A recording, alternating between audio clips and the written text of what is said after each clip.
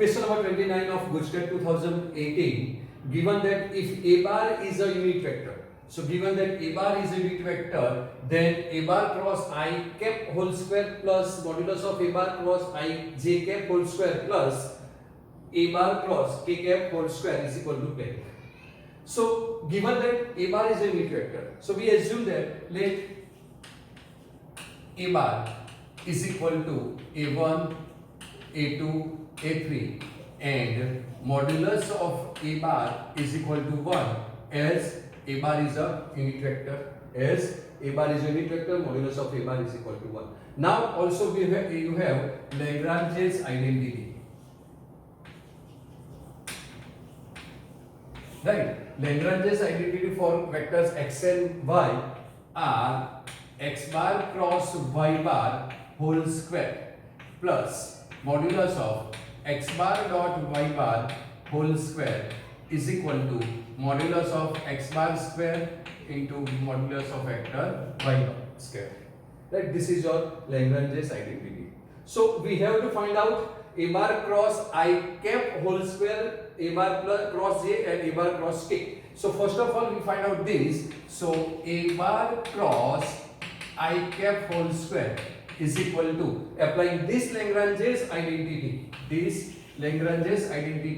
mod x bar mod y bar, that is mod A bar sorry, right, whole square into mod I cap whole square minus, because this taking these two right hand side becomes minus, so mod A bar dot I cap whole square.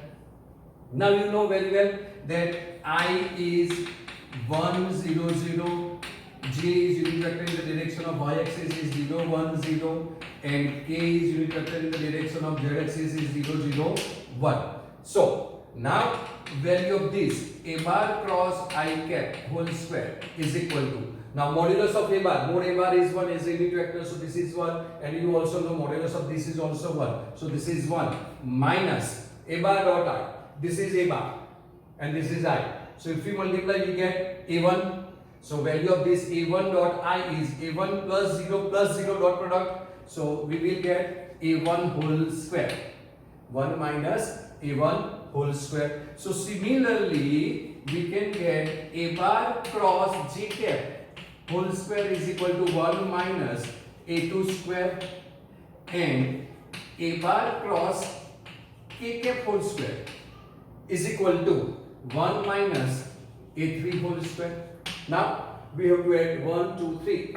So these all three adding, we get add is equal to, this is your question, I am not writing, I am saving time. So this is 1, 2, 3, 3 minus common, this is A1 square plus A2 square plus A3 square. So this is nothing but mod A bar square, that is 1. So 3 minus 1, that is 2. So your answer is 2. So option A is your correct answer.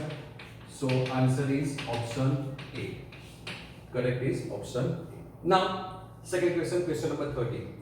If for a unit vectors A bar and B bar, also here is given A bar and B bar unit vectors. So here mod A bar is equal to 1 is equal to mod B bar, and given that A bar plus 2B bar, A bar plus 2B bar and 5A bar minus 4B bar are perpendicular. Now we know that if A bar and B bar are two perpendicular vectors, then dot product of them is 0. So dot product is 0.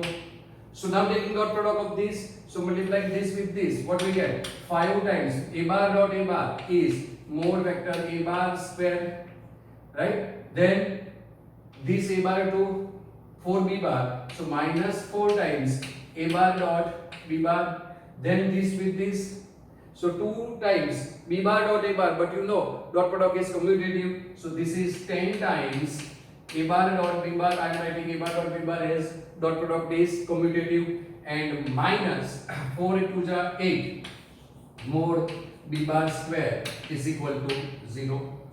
So mod A bar square is 1, mod B bar square is equal to 1, so this is 5 minus, this is 10 minus 6, 10 minus 4 is 6, right? So 6 times A bar dot B bar minus 8 equal to 0. So this is minus 3, that is 6 times a bar dot b bar.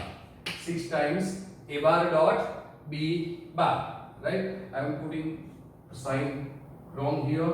So this is minus 3 goes to right hand side, becomes 3, right? So this is a bar dot b bar is equal to half, and you know a bar dot b bar is equal to mod a bar mod b bar cos theta. So this is mod a bar mod b bar cos theta is equal to half.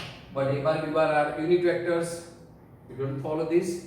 You have formula. If angle between a bar and b bar, angle between a bar and b bar is theta, then cos theta is equal to a bar dot b bar upon mod a bar into mod b bar. So a bar dot b bar is mod a bar mod b bar cos theta, and if this is cross product, then we have sin theta. Sin theta is mod a bar cross b bar upon mod a bar mod b bar, that you know. So 1 1 1. So what is your answer? Cos theta is equal to half, and theta is equal to half cos, that is 60. 60 is pi by 3. So angle theta is equal to pi by 3. And theta is equal to pi by 3 means option B is the correct answer. So correct answer is option B. Question number 31 of GUJCAT 2018. If a vector x bar makes an angle with measure of pi by 4 and 5 pi by 4 with positive direction of x axis and y axis respectively, then x bar made angle of measure with blank with positive direction of z axis. We know that if vector makes angle alpha, beta and gamma with the positive direction of x-axis, y-axis and z-axis, then cos square alpha plus cos square beta, then cos square alpha plus cos square beta plus cos square gamma is equal to 1. So what is given?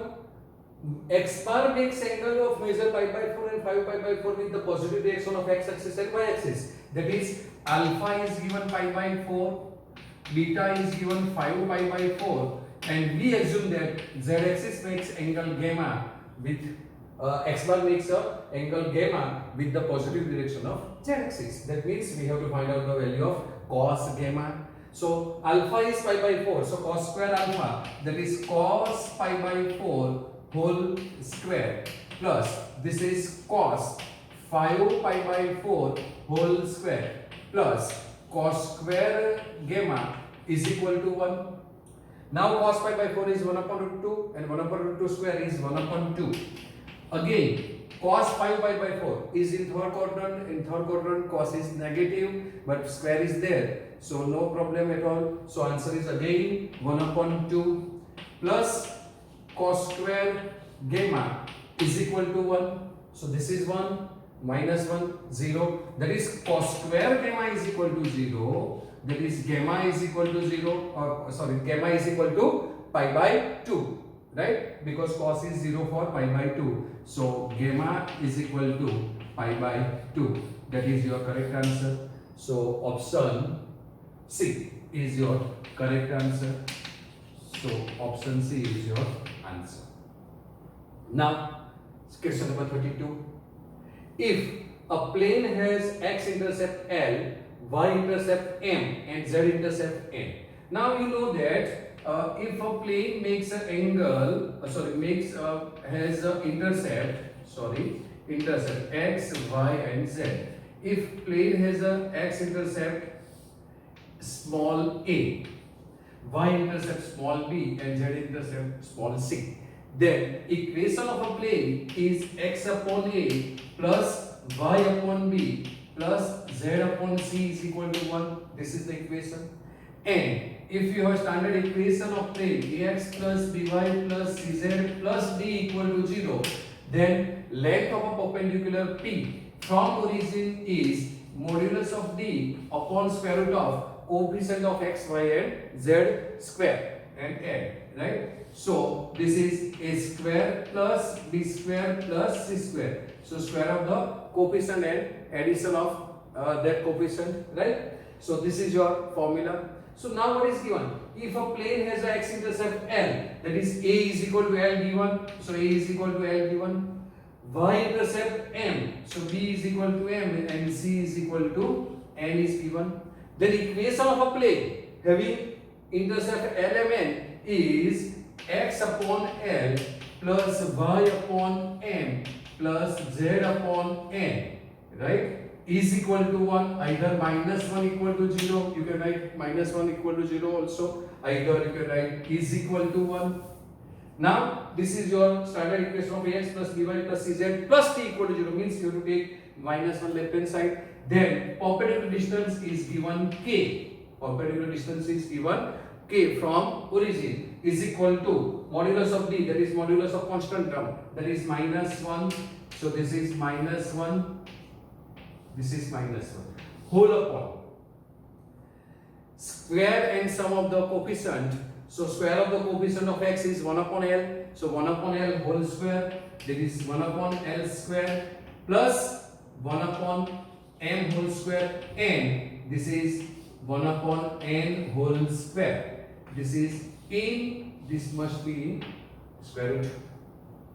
But in option there is no square root, so squaring both sides. So this becomes k square into this without square root is equal to 1, right? So what we get? 1 upon L square plus 1 upon M square plus 1 upon N square is equal to 1 upon k square. If we take k to here and this to here, then squaring both sides. That is, this is your answer. That is, this option B is your correct answer. So correct answer is option B, right?